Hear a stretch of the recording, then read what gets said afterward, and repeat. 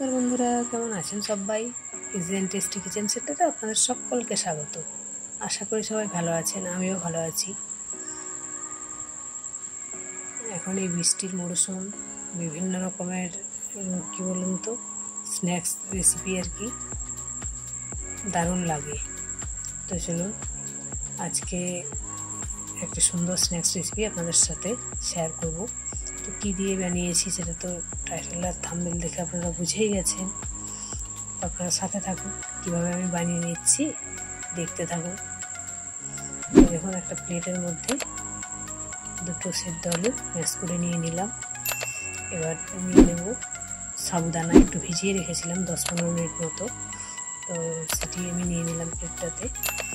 আর দেব পেঁয়াজ কেটে রেখেছিলাম, সেটাও দিয়ে দিলাম।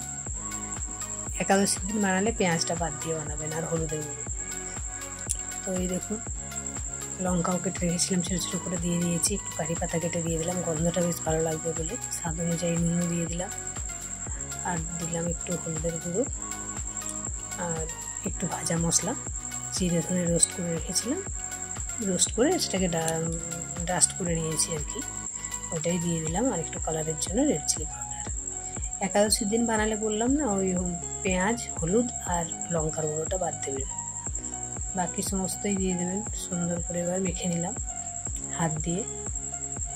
এবার হাত দিয়ে এটাকে খুব ভালোভাবে মেখে নিয়ে গোল গোল করে এভাবে করে সমস্তটা ভাগ করে নিলাম। এবার হাতের মধ্যে একটু তেল দিয়ে হাতটাকে পরিষ্কার করে নিয়ে দেখুন এভাবে একটু করে চ্যাপটা করে দেবো, গোল গোল না করে। এটা একটু একটু করে এভাবে বানিয়ে নিচ্ছি, সমস্তটাকে বানিয়ে নিতে হবে একইভাবে। তো এদিকে আমি একটা কড়াইয়ে তেলও বসিয়ে দিয়েছি গরম করতে। এগুলো বানাতে বানাতে তেলটা গরম হয়ে যাবে। এই দেখুন তেল গরম হয়ে গেছে। এবার আমি একে একে এই যে বড়গুলো বানিয়ে রেখেছিলাম এগুলো দিয়ে দিচ্ছি।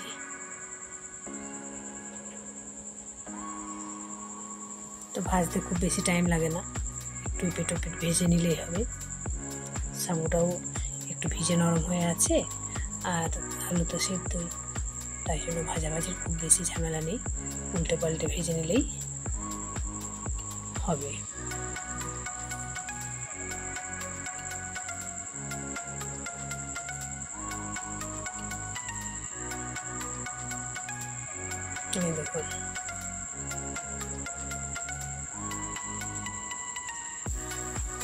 দেখুন কি সুন্দর দেখতে হয়েছে, তুলে নিলাম।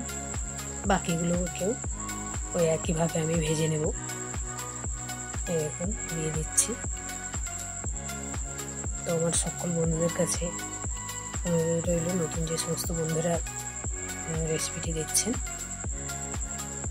যদি রেসিপি ভালো লাগে তাহলে চ্যানেলটিকে সাবস্ক্রাইব করে সাথে থাকবেন, আর পাশে থাকা বেল আইকনটিও প্রেস করে দেবেন। তাহলে যখনই আমি নতুন কোনো ভিডিও আপলোড করব নোটিফিকেশন আপনার কাছে পৌঁছে যাবে। আর ফেসবুক থেকে যে সমস্ত বন্ধুরা দেখছেন, রেসিপি ভালো লাগলে পেজটিকে ফলো করে সাথে থাকবেন। তো দেখুন কি সুন্দর রেডি হয়ে গেল। তাহলে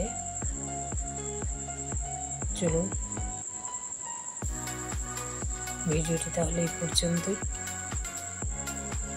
দেখা হবে আবারও নতুন কোনো রেসিপি নিয়ে।